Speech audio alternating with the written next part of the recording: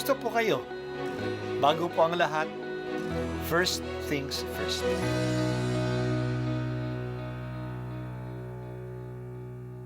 Good morning po.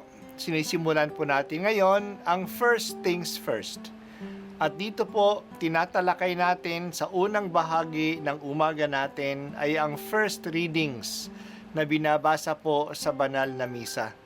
Ito pong tinatalakay natin kasi madalas po kasi marami na tayong alam tungkol sa gospel readings.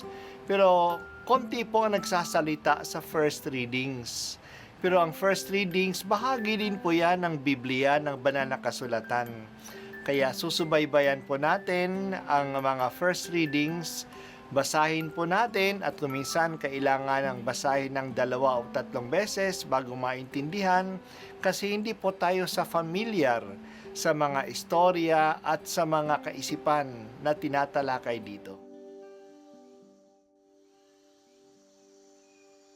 Ang pagbasa mula sa aklat ng Henesis, tinawag ng Panginoong Diyos ang lalaki at tinanong, "Saan ka naroon?"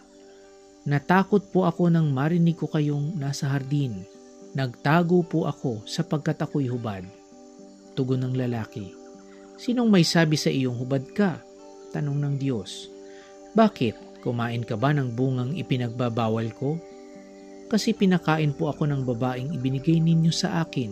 Tugon ng lalaki, "Bakit mo naman ginawa iyon?" Tanong ng Diyos sa babae, "Mangyari po'y nilinlang ako ng ahas, kaya ako natuksong kumain." Tugon naman niya. At sinabi ng Panginoon sa ahas, "Sa iyong ginawa'y may parusang dapat, na tanging ikaw lang yaong magdaranas. Ikaw ay gagapang ang hatol kong gawad, at alikabok ang pagkaing dagat. Kayo ng babae laging mag-aaway, binhimo't binhi niya'y laging maglalaban. Ito ang dudurog ng ulo mong iyan, at ang sakong niya'y ikaw ang tutuklaw. Sa babae na may ito ang salaysay, sa pagbubuntis mo ay mahihirapan lalo kung sumapit ang iyong pagluluwal. Ang lalaking ito na asawang hinirang, susundin mong lagi habang nabubuhay." Hinarap naman ng Diyos si Adan at ganito ang sinabi, "Pagkat nakinig ka sa asawang hirang ng iyong kainin iyaong bungang bawal, sa nangyaring ito ang lupang tanimay aking susumpain magpakailanman. Ang lupaing ito para sa pag-anihan, pagpapawisan mo habang nabubuhay. Mga damot tinik ang iyong aanihin, halaman sa gubat ang iyong kakanin, upang pag-anihan ang iyong bukirin.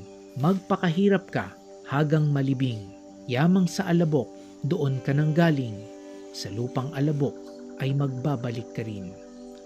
Eva ang itinawag ni Adan sa kaniyang asawa sapagkat ito ang ina ng sangkatauhan.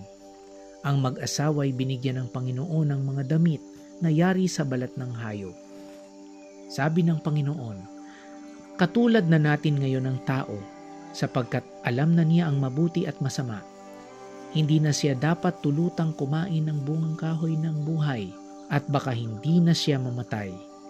Kaya pinalayas sa halamanan ng Eden ang tao upang magbungkal ng lupang kanyang pinagmulan. Pinalayas nga siya ng Diyos, at sa dakong silangan ng halamanan ng Eden ay naglagay siya ng bantay na kerubin. Naglagay rin siya ng espadang nagniningas upang hindi malapitan ninuman ang punong kahoy ng buhay." Ang salita ng Diyos. Salamat sa Diyos. Patuloy ang pagtuturo sa atin ng aklat ng Henesis tungkol sa simula natin bilang mga tao at tungkol sa kalagayan natin ngayon. Ang Diyos ay makatarungan at mapagkalinga. Makatarungan siya. May parusa sa pagkakasala. Ang parusang iyon ay hindi pinapataw ng Diyos. Yan ay dala ng ating pagkakasala.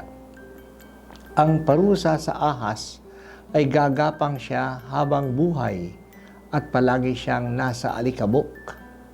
Palagi siyang magiging marumi sa tingin ng mga tao. Ang parusa sa babae ay nasa katangi-tanging magagawa ng babae, ang kanyang panganganak. Ito ay magiging masakit Palagi siyang mapapasailalim sa lalaki at madali siyang pagsamantalahan ng mga lalaki. Ang lalaki naman na nangangalaga ng lupa, mahihirapan siya sa kanyang hanapbuhay. Hindi na magko-cooperate ang lupa sa kanya. Ang patuloy na pagyabong ng mga tinik at mga damo ay tanda ng pagre-rebelde ng lupa sa pangangalaga ng tao.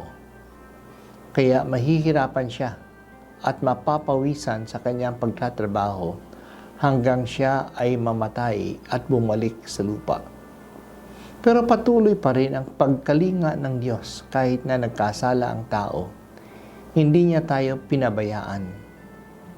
Kaagad nangako ang Diyos ng manliligtas. Mula sa binhi ng babae ay manggagaling ang isang dudurog sa ulo ng ahas, sa ulo ng kasamaan. Magdurusa din ang binhing ito.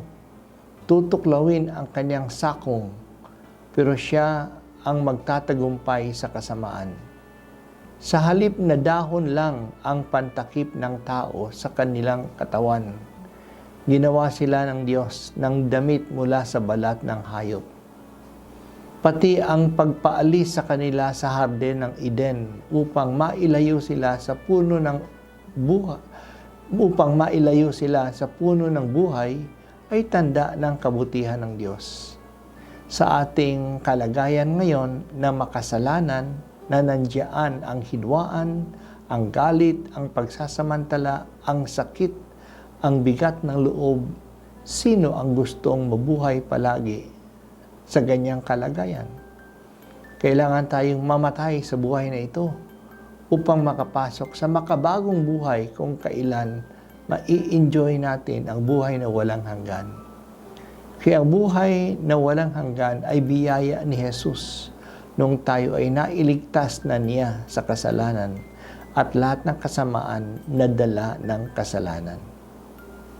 Sa buhay natin ngayon, nakikibaka tayo sa kasamaan. Lumalapit sa atin ang tukso. Hinihikaya tayo sa kasamaan. Dinadala tayo nito sa kamatayan. Layuan at labanan natin ang mga ito. Dumating na si Jesus. Niligtas na niya tayo. Tinalo na niya ang diablo. Lumapit tayo sa kanya at sundin natin siya at ipagsasanggalang niya tayo. Dadalhin niya tayo sa buhay ng buong kapahingahan. Huwag tayong magpadala sa kasalanan. Ang bawat kasalanan ay may parusa. Pero kung tayo ay nagkasala, huwag tayong mawala ng pag-asa. Patuloy pa rin ang pagmamahal ng Diyos sa atin. Tanggapin natin ang Kanyang pagmamahal at hindi na tayo lumayo sa Kanya. Bigyan mo kami, Panginoon, ng takot sa Diyos, ng takot na magkasala at ng takot na lumayo sa iyo. Hindi lang kami natatakot sa iyong parusa, maski natatakutan namin na malayo sa iyong pag-ibig sa amin. Napakabait mo sa amin.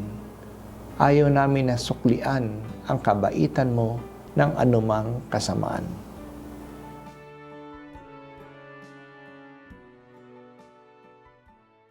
At ako po ay si Bishop Broderick Pabilio dito sa First Things First.